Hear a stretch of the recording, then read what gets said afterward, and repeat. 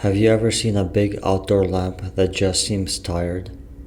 Instead of popping on with a bright flash, it stutters and glows for a while before finally getting bright. A lamp that starts slowly is telling you something's wrong, and it's a good idea to find out what before it fails completely. Number 1. The supply voltage is slow. Think of a lamp like an engine. It needs a certain amount of power or voltage to get going. If the voltage coming into the fixture is low or not coming in fast enough, the lamp will struggle to start. So what do?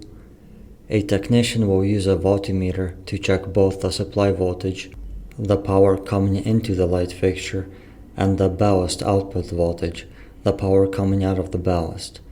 They will make sure the voltage levels are correct for the lamp's needs. Number 2 is low ballast output voltage. Sometimes the power coming into the fixture is fine, but the ballast itself isn't doing its job correctly. It might not be delivering enough voltage to the lamp. So what do? A technician will take the lamp out of the fixture and check the ballast output voltage. If the voltage coming out of the ballast is too low, the ballast is a problem and needs to be replaced.